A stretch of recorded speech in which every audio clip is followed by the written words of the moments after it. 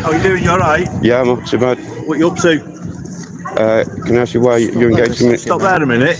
Why? I'm just trying to identify who you are because you've got your face covered and you've... what's your name, please, sir?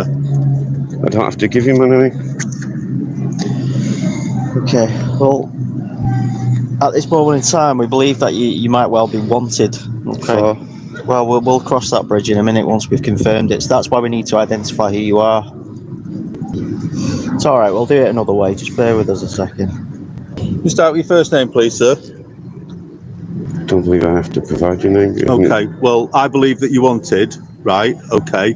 Just by your description alone, right? So I believe that you're wanted off a briefing that I've received today, right? So we can do it one of two ways. Wanted for what?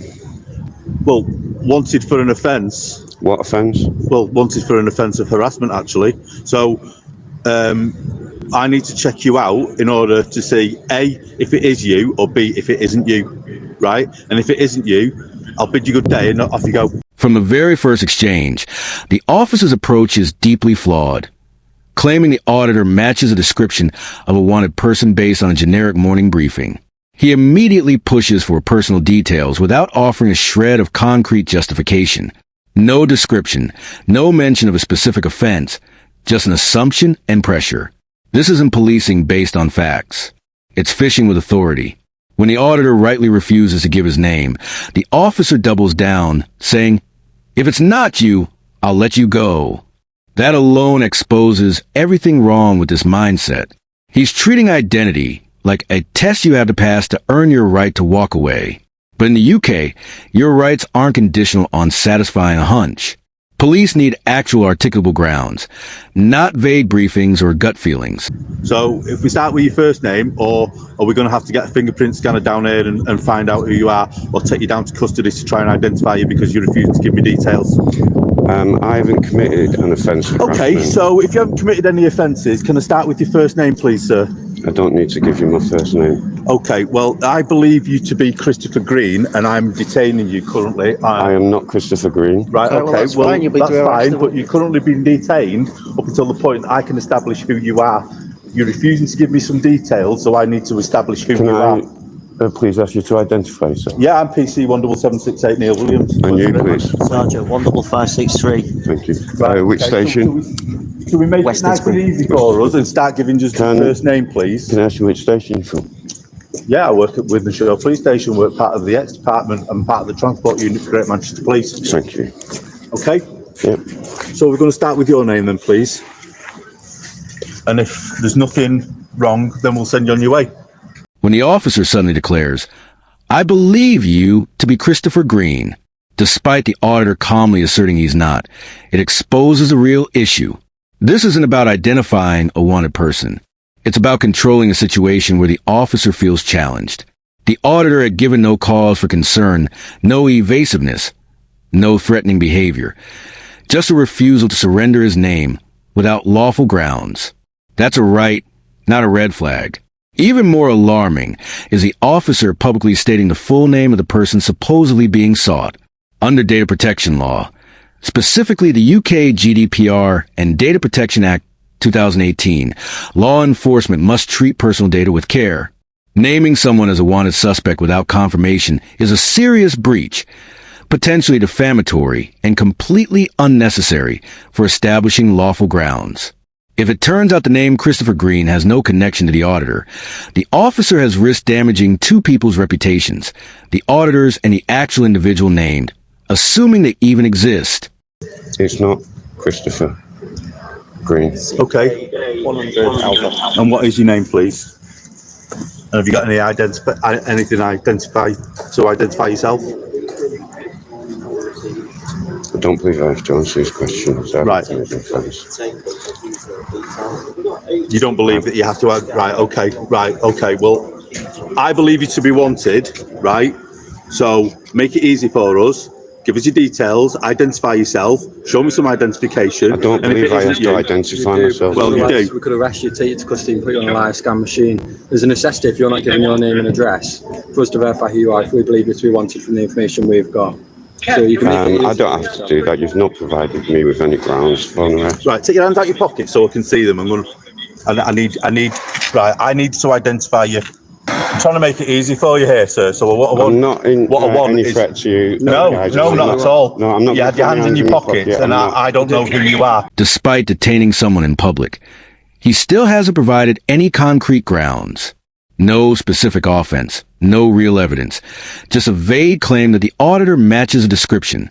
But when the auditor rightfully presses for the legal basis behind detention, the officer abruptly shifts tactics, fixating on the fact that the auditor has his hands in his pockets.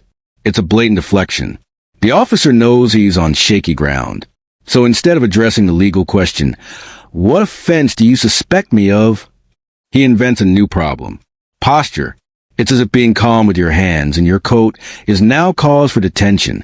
Worse still, he openly admits again, "I don't know who you are." That's the real issue. He's detaining someone, not because they're committing a crime, but because he doesn't recognize them. Up until the point that you identify yourself, make it easy for us, and if it isn't you, and I can establish who you are, and I can clearly identify you, then I'll send you on your way. Right, okay. But by you being obstructive at the moment... I'm not being obstructive. Well, you are, because you're refusing to provide us some details. No, because I don't believe lawfully that I have to give you those details because I haven't committed any offence of harassment. I'm sorry. Right, okay. Well, I believe you to be wanted, so I want you to, I need you to identify yourself in order for me to make those inquiries. And once I make those inquiries and find out that you are either wanted or you're free to go, I will then send you on your way. Okay? Oh, no, don't. Excuse me. I'm speaking. You've asked me whether I'm Christopher Green, and I've said I'm not Christopher Green. Right, and all I'll say to you is, right, identify yourself, because stop giving me orders. I'm the police here. Speak to me respectfully. I have done. I've tried. Speak to me respectfully. What I'll say to you is, you're not going anywhere up until the point that I can clearly identify you. Okay. Right, but please continue to speak to me respectfully. Okay. So what's your name, please? To speak to you always. The auditor has been calm, clear, and entirely within his right, simply asserting that he hasn't committed a crime and doesn't have to provide ID without lawful grounds. But instead of responding professionally, the officer completely loses composure, shouting, No, I'm the police here," as if yelling his title makes his actions lawful. That outburst isn't just unprofessional, it's revealing. It shows the officer isn't in control of the situation or the law. He's rattled. And when authority figures get rattled without legal justification, they resort to aggression to intimidate. That loud, aggressive posture is also a tactic. He's not trying to resolve anything lawfully. He's trying to scare someone into submission. I'm not giving you my name. Right, have you got any ID on you? I'm not. I don't have to do this. The problem is, we suspect you of an offence. Why do you, sorry mate, why do you believe that you don't have to do this? Because I don't believe I've committed a criminal offence. Right, okay. Well, then make it easy for me, sir, right? I don't have to make anything easy for you. Yeah, you do, unfortunately. No, I don't. Why are you being so obstructive? If you're not committed any offence, we can check your details. Then I don't have to discuss anything with you. Why are you trying to avoid it? I'm not trying to avoid anything. Because it's going to be a long process for you if we have to take you to custody and put you on one of them live scan machines to find out who you are. Well, so it'll be a lot straightforward if you just give us your details. We can check if you want to not. If you're not, absolutely fine, which is what you're saying. That's not what I'm saying. I'm saying I'm not Christopher Green, and I'm saying I've not committed the offence of harassment. Who are you then? I've just told you I don't believe that I have to give you that information. The auditor isn't being obstructive. He's calmly asserting his right not to provide personal details without clear lawful grounds. That's not avoidance. It's a citizen exercising the exact rights the police are sworn to uphold. Yet instead of respecting that, the officer resorts to intimidation, warning that if the auditor doesn't comply, they'll drag him through a long and unnecessary custody process. This isn't about justice.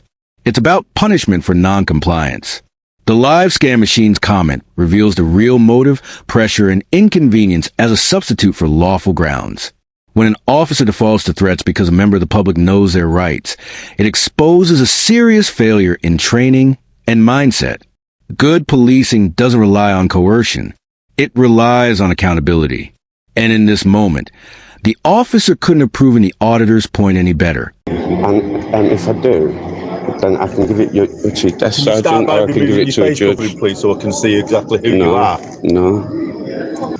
I'm going to let go of your arm now, yeah?